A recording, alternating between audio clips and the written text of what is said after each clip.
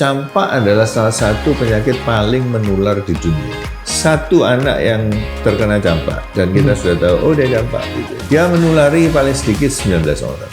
Karena campak itu harus keluar merah-merah dulu, baru kita curiga. Di awal sebelum muncul merah, dia panas, batuk, pilek, dan sakit mata. Orang sudah kena campak waktu usia anak. Jadi ketika dia dewasa, dia nggak kena lagi. Sama dengan kondom, sama dengan polio yang lumpuh itu nggak ada antivirus yang khusus untuk virus ini. Semaju-maju ilmu kedokteran, kita tidak berhasil menemukan obat yang sangat ampuh untuk menghentikan proses. Tidak ada. Yang kita lakukan apa? Memperkuat ketahanan tubuh. 3, 2, 1.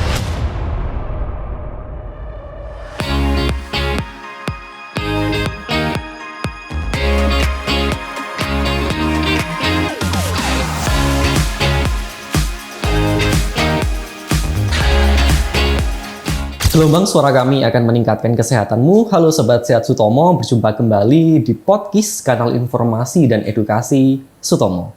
Bersama saya Ahmad Ilvani dari Instalasi Promosi Kesehatan Rumah Sakit RSUD Dr. Sutomo. Nah, Sobat Sehat, hari ini kita sudah bersama Dr. Dominikus Husada, spesialis konsultan infeksi anak. Betul, dokter? Betul. Nah, hari ini Sobat Sehat kita akan membahas salah satu topik terkait campak yang sedang mewabah.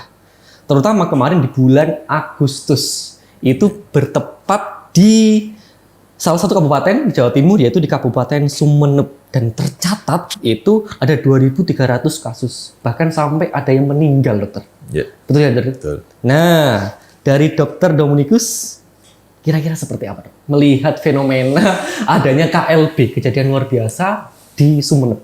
Dan juga Dr. Dominikus juga berasal dari Sumeneb, gitu. Iya. Baik, jadi berita nggak enaknya, kasus campak ini meningkat sebetulnya ya. Yang tercatat itu sejak awal tahun ini. Oke. Dia tidak semata-mata hanya Juli, Agustus, September. Dia sudah sebelumnya. Dan kalau mau dirunut lagi, tahun yang lalu pun kasusnya sebetulnya sudah kelihatan lebih tinggi. Tetapi mendeteksi dan sebagainya itu baru kita lakukan secara sungguh-sungguh tahun ini. Jumlah kasusnya di satu kabupaten memang 2.300. Tapi secara umum di seluruh Indonesia terjadi kenaikan kasus. Jadi bukan semata-mata di kabupaten satu tok, tapi di semua tempat di Indonesia ini memang dia meningkat. Oke. Bukan cuma itu, di seluruh dunia tahun ini dan tahun kemarin ada peningkatan kasus campak secara signifikan. Yang paling nyata adalah di Amerika, Kanada, dan Amerika Latin. Jadi kita melihat yang mestinya tidak ada. Amerika adalah satu-satunya benua yang pernah mencapai kasus campaknya itu nol. Tidak ada. Tapi tahun ini dia mencatat salah satu rekor tertinggi. Dan tidak cuma itu, beberapa kasus meninggal di Amerika. Itu sudah mereka nggak pernah lihat lebih dari 20 tahun. Ya. Penyebabnya, kita apa, dokter? Karena nggak hanya Indonesia, bahkan tadi ada dunia. Penyebab utamanya seperti apa? Penyebabnya hanya satu. Dan di seluruh dunia sama. Imunisasi, imunisasi menurun tajam.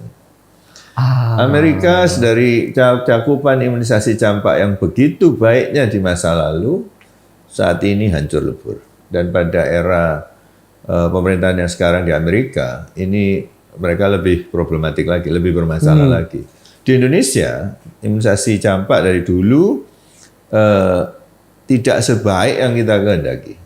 Tinggal menunggu bahwa orang-orang yang tidak diimunisasi ini semakin lama semakin banyak dan dia meletus. Nanti setelah KLB itu bereda lagi pasti.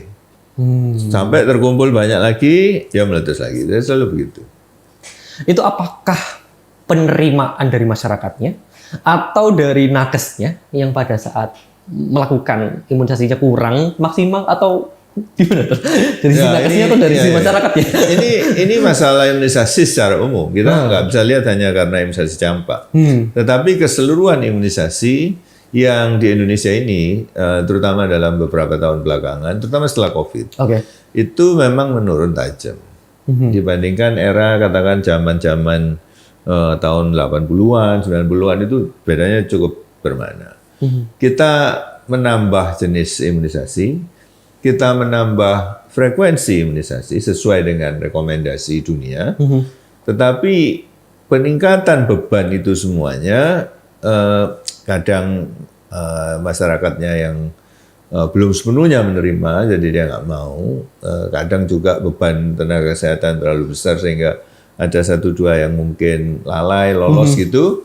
Tapi itu nggak bisa satu-satu ini karena ini enggak. Itu menurut saya adalah gabungan dari banyak faktor sehingga kondisi kita masih seperti sekarang ini.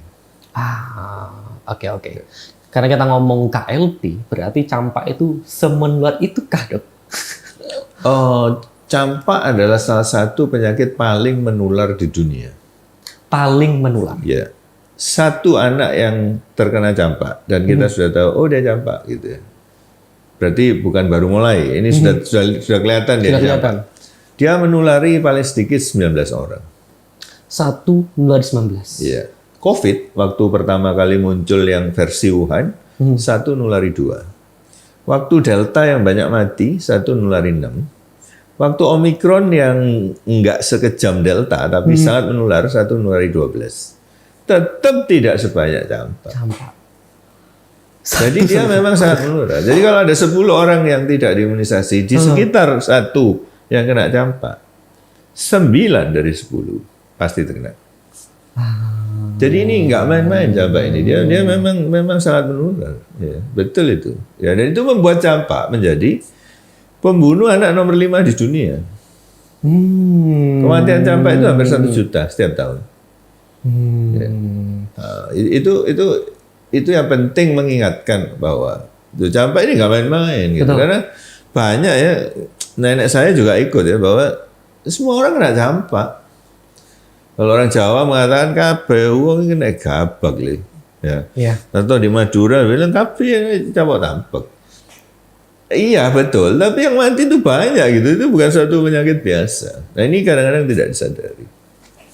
Oke. Nah untuk melihat sebagai orang yang awam, Dokter, gejala yang perlu kita sadari sejak awal itu seperti apa? Kalau di awal kita tidak tahu. Oke. Karena campak itu harus keluar merah-merah dulu baru kita curiga. Di awal sebelum muncul merah, dia panas, batuk, pilek, dan sakit mata. Kan seperti hal biasa. Ya kayak orang flu. Oke. Kayak orang yang selesma ya. Jadi panas, batuk, pilek, matanya merah berair gitu. Nah terus setelah itu baru muncul bercak merah. Ketika bercak merah muncul, kita baru bisa menduga campak. Sebelum bercak merah muncul kita nggak bisa. Karena banyak penyakit yang mirip seperti itu. Iya betul. Ya. Dan mungkin bisa jadi masyarakat juga mengentengkan ya, menganggap remeh gitu. Iya. Ya betul. Karena ya itu tadi banyak yang kena, nggak apa-apa ini penyakit biasa gitu. Kasih air kelapa supaya merah-merahnya keluar. Bahkan di tahun 2025 masih banyak orang beranggapan seperti tahun 60. Presiden sudah ganti 7 kali dan kita tetap pada pedoman kita tahun 60 lah. Itu yang mungkin kita harus memperbaiki edukasi dan sebagainya. Oke. Yang diserang pasti anak atau bayi? Enggak. Usia muda? Masalahnya orang yang kena campak hampir tidak mungkin kena 2 kali. Oke. Ada, tapi sangat sedikit. Yang banyak itu cuma sekali. Jadi kebanyakan di daerah yang banyak campaknya seperti Indonesia, orang sudah kena campak waktu usia anak. Jadi ketika dia dewasa, dia nggak kena lagi. Tapi sepanjang tahun ini saya menerima beberapa laporan pada dewasa di kota-kota besar. Artinya mereka itu karena perlindungan waktu anak-anaknya, dia nggak pernah sakit di waktu anak. Baru sekarang ini ketika dia ketemu banyak orang, ada wabah, baru dia kena. Oke, jadi bisa juga kena dewasa. Jadi iya, tapi di daerah yang endemis, artinya kasus itu ada terus sepanjang tahun, itu sedikit. Kalau di Amerika banyak memang, karena mereka tidak endemis. Jadi orang yang sakit yang terpapar dengan virusnya itu tidak sebanyak Indonesia. Jadi mereka tidak punya daya tahan yang cukup. Ya. Nah, kalau melihat yang kasus di Sumeneb, apa yang hal bisa dilakukan sebelum hal itu terjadi? Kalau untuk tingkat perorangan, yang paling efektif adalah imunisasi. Imunisasi. Semua agama mengajarkan mencegah itu lebih baik. Betul. Ya, dalam semua aspek. Jadi ya sudah. Saya selalu mengatakan pada pasien-pasien saya, jika Anda naik sepeda motor atau mobil, terus kalau parkir dikunci, mestinya anaknya juga dikunci. Ya. Tapi ini kenyataannya anaknya dibiarkan. Berarti anaknya nggak sepenting sepeda motornya.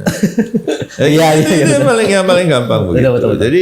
Jadi itu pencegahan pertama di tingkat perorangan. Perorangan. Nah, kalau imunisasi bagus, kita sebetulnya tidak perlu 100%. Jika ada 100 orang dan saya mengimunisasi 90, yang 10 nggak akan sakit, walaupun tidak diimunisasi. Karena nggak ada lagi yang nulari. Nah, jadi imunisasi itu juga memberi kelonggaran supaya tidak 100%. Dan disitulah kita menunjukkan bahwa, oh dia memang betul-betul melindungi.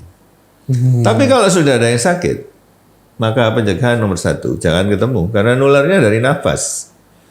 Ngomong. Jadi, cuma dia lebih jauh dari COVID. Oh, Jadi walaupun jauh jaraknya bisa kena. Kalau COVID lebih dekat inilah ya. Ya, jadi kira-kira seperti itu. Oke.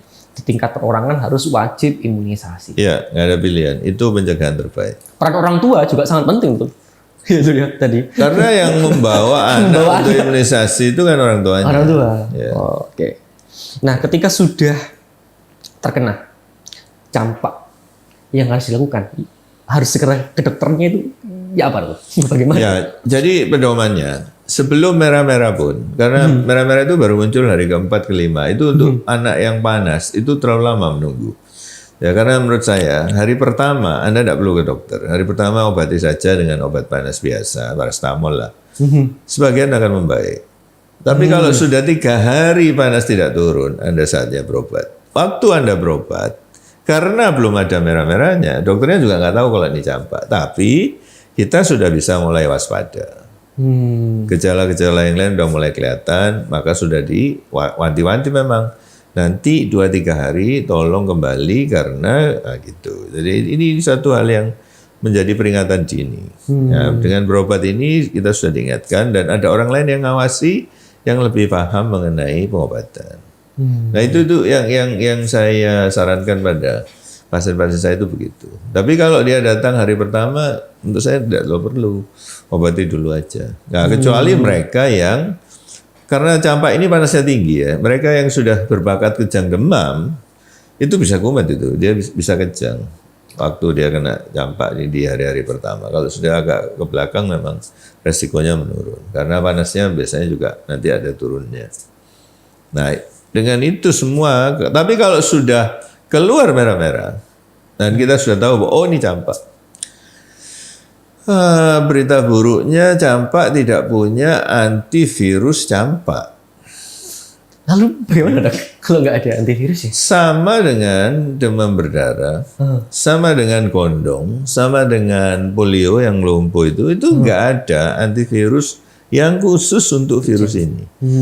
Semaju-maju ilmu kedokteran kita tidak berhasil menemukan. Maka obat yang sangat ampuh untuk menghentikan proses tidak ada. Yang kita lakukan apa? Memperkuat ketahanan tubuh.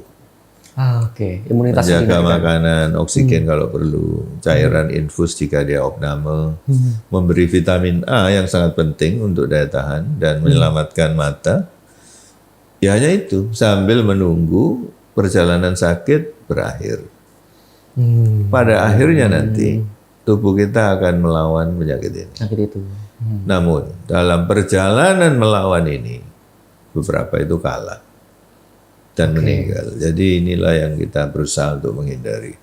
Itu yang 2.300 itu yang sakit, yang meninggal itu 23.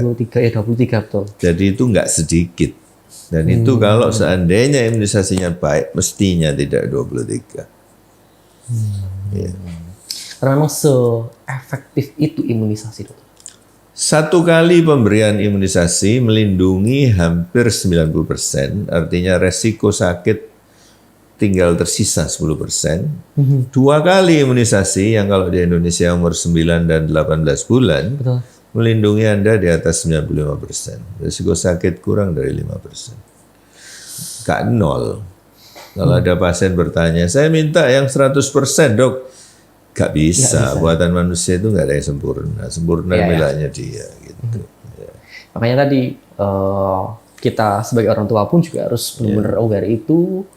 Anaknya, anak kita. Iya, betul. Dan satu hal lagi, kalaupun Anda sudah berusaha melindungi dengan imunisasi, tapi tetap sakit, sebagaimana rumah sudah dikunci seluruhnya, tapi ada maling tetap bisa masuk, paling enggak kita tahu kita sudah berusaha. Ya. Ya, kita memang bukan penentu hasil akhir, tapi kewajiban kita itu berusaha. Nah, itu yang untuk saya sudah maknanya itu besar. Gitu. Nah, bagaimana dokter terkait berita-berita di luar sana terkait beberapa orang tua mungkin ataupun orang yang terkait vaksin atau imunisasi ini masih tingkat kepercayaannya rendah gitu. Itu PR-nya di situ. Iya, jadi kita harus tidak berhenti untuk meyakinkan orang bahwa imunisasi itu efektif. Imunisasi itu di dunia cuma ada 50. Jadi penyakit yang ada vaksinnya itu hanya 50. Nah, menunjukkan betapa sulitnya membuat vaksin. Karena seluruh vaksin itu ada penyakit itu ada kira-kira 10.000. Cuma ada 50 ya. Dan 50 itu terpenuhilah semua syarat untuk membuat vaksin, terutama dua. Satu, dia aman, dua, dia efektif, bermanfaat. Jadi aman dan bermanfaat. Tanpa dua ini, jadi terpenuhi hanya satu Pak, ini hanya aman tapi nggak bermanfaat, nggak bisa. Ini bermanfaat Pak, tapi nggak aman, tidak bisa. Jadi dua-duanya harus dipenuhi. Nah itu salah satu hal yang sebetulnya kita perlu tahu supaya kita punya keyakinan semua vaksin yang sudah diberi izin pasti aman dan bermanfaat. Nomor satu. Nomor dua, di Indonesia ini dan beberapa tempat lain di dunia ini sudah dilakukan beberapa penelitian. Mengapa orang masih nggak mau anaknya divaksin? Ya? Dan nomor satu selalu sama dimanapun di Indonesia, di Jawa, Sumatera, Kalimantan sama, takut efek simpang. Kalau divaksin kita ngomongnya efek simpang. Jadi takut efek simpang, disuntik panas atau apalah gitu. Jadi ini pun kita harus meyakinkan orang bahwa bila vaksin itu sudah mendapat izin, itu berarti dia aman. Kalau dia tidak aman, dia tidak akan pernah diizinkan. Nggak mungkin beredar juga di masyarakat. Iya, betul. Nah, tapi ibu-ibu itu kan takut ya, kalau anaknya panas misalnya, dia jangan dibiarkan sendirian. Nah, ya mungkin orang bisa bilang, wah itu nggak apa-apa, tapi kan anakku, aku takut ini kalau sendirian. Nah itu dalam hal itu beberapa dokter dan perawat dan bidan bisa mendampingi.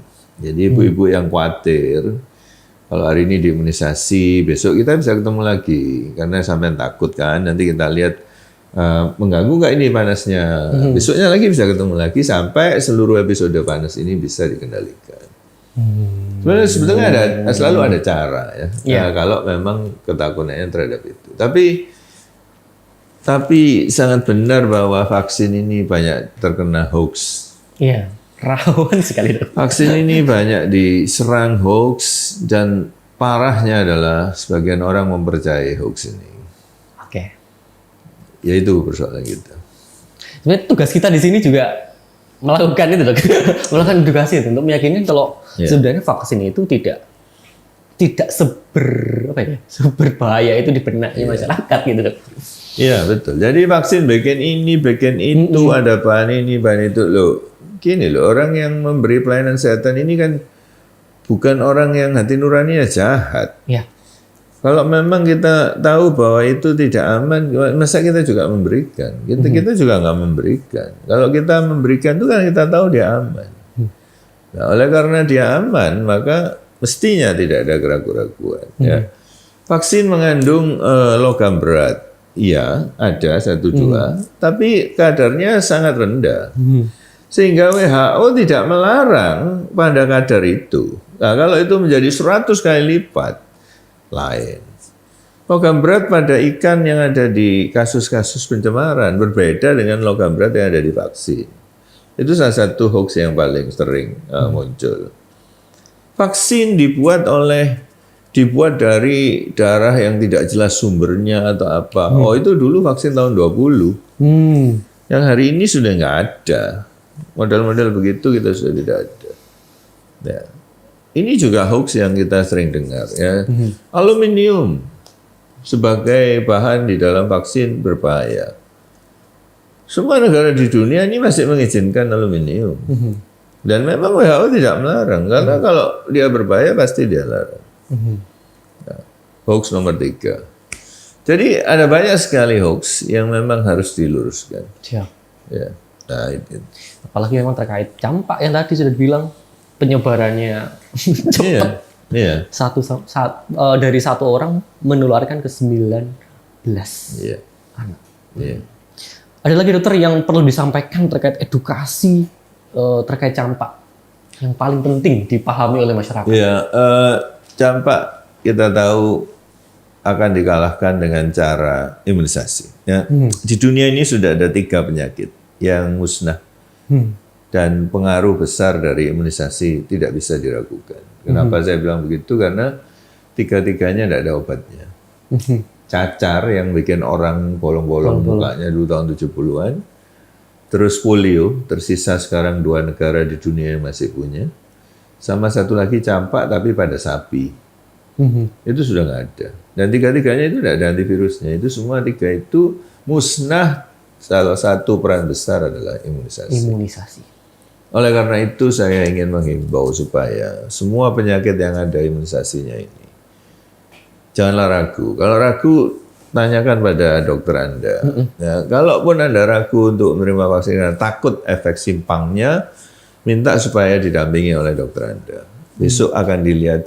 Saya kira dokter Anda juga akan bersedia. Jadi, tapi tidak divaksin untuk saya bukan pilihan yang bijaksana. Kalau Anda takut karena vaksin ini bisa bikin panas ya, maka analogi saya adalah, kan kita tahu setiap hari sepeda motor itu ada kecelakaan di jalan raya. Ya. Mobil juga gitu kan. Betul. Tapi kan kita tetap naik sepeda motor. Iya. Kita tidak memilih untuk berhenti naik sepeda motor. Jadi efek simpang bukan alasan untuk menghentikan supaya kita nggak ada kegiatan. Yang kita harus lakukan adalah supaya efek simpang itu seminimal mungkin. Dan jika terjadi, kita tahu cara untuk mengatasinya. Ya, dan nomor 2 adalah selalu merujuk pada sumber-sumber yang bisa dipercaya. Ya. Dalam era media sosial, ada banyak orang bisa bicara apa saja tanpa kita tahu yang ngomongnya siapa dan apakah memang dia itu punya kemampuan untuk menguasai ilmu dan segalanya. Jadi inilah yang paling penting. Kredibel apa enggak ya sumber informasinya? Nanti kalau katanya, waduh sulit dokter. Iya, jadi repot. Karena kalau kata-katanya itu cepat menyebar soalnya. Iya, jadi kalau katanya candi itu dibuat satu malam. Katanya. Jadi segala macam bisa. Peran orang tua dokter, seberapa penting dalam campak? Orang tua adalah orang yang dipasrai untuk menjaga anaknya. Semua agama bilang begitu. Dan kewajiban orang tua itu membuat anak kuat, itu ada ayatnya jelas. Supaya anaknya itu tidak salah arah, tidak salah apa segala macam, itu orang tua yang akan dimintai pertanggungjawaban. Betul. Kadang-kadang saya dengar orang tua mengatakan bahwa ini kan hak saya sebagai orang tuanya. Ya. Tapi KPAI dan pemerintah Indonesia ini di dalam Undang-Undang Perlindungan Anak sudah mengatakan bahwa hak anak tidak lebih ringan, tidak lebih rendah dari hak orang tuanya. Dan semua anak di Indonesia ini berhak untuk dilindungi. Imunisasi adalah salah satu cara melindungi. Nah, orang tua diharapkan, dihimbau untuk selalu menjaga kesehatan anaknya. Dengan semua cara terbaik yang ada saat ini, berdasarkan ilmu pengetahuan, berdasarkan budaya, berdasarkan norma-norma yang ada. Tuh. Baik, terima kasih Dr. Dominikus. Sama-sama. Ini sebenarnya jadi penghujung, dokter. Kira-kira tantangan-tantangan tadi, sebagai orang tua, sebagai masyarakat, sebagai tenaga kesehatan, kita harus bersama-sama dokter ya, untuk memerangi hoax-hoax yang ada kita pun di sini sebagai nakes juga akan berusaha sebaik mungkin untuk masyarakat terutama. Ya. Ada tips terakhir dokter yang ingin disampaikan? Dalam konteks yang lebih besar, Iya, betul. skemanya adalah pentahelix. Pentahelix. Kerjasama itu dilakukan oleh banyak pihak, ya, termasuk swasta, termasuk orang kesehatan, pemerintah, dan tentu yang paling penting itu adalah masyarakat sendiri. Jadi bagaimana itu sinergi bisa dilakukan. Tapi saya yakin kalau kita lebih baik dari hari ini, cakupan imunisasi meningkat, penerimaan masyarakat lebih baik, hoax menurun, media sosial bisa terseleksi mana yang bisa dipercaya dan tidak. Mestinya Indonesia ini bisa lebih sejahtera. Kita harus ingatkan bahwa banyak penyakit menular di Indonesia ini masih dalam peringkat-peringkat tinggi di dunia. Ada yang kita ini peringkat 2 dunia, ada yang peringkat 1 di Asia, ada yang peringkat 1 di Asia Tenggara. Jadi masih banyak pekerjaan rumah untuk penyakit menular, termasuk campak. Dan ini tugas bersama. Ini nggak bisa hanya satu pihak. Seperti orang bertepuk tangan, tidak bisa hanya sebelah. Harus ada. Kita harus bekerja sama. Siap. Bergandengan tangan dan berkolaborasi. Yes. Baik, terima kasih Dr. Dominikus Husada atas sharingnya, pemberian edukasinya kepada masyarakat, kepada Sobat Sehat Sutomo. Semoga nanti kita semuanya dapat menjadi generasi yang lebih sehat lagi. Lindungi anak dari penyebaran campak, kenali tanda, dan juga cegah penularan. Bersama RSUD Dr. Sutomo, masyarakat sehat dan menyehatkan. Terima kasih.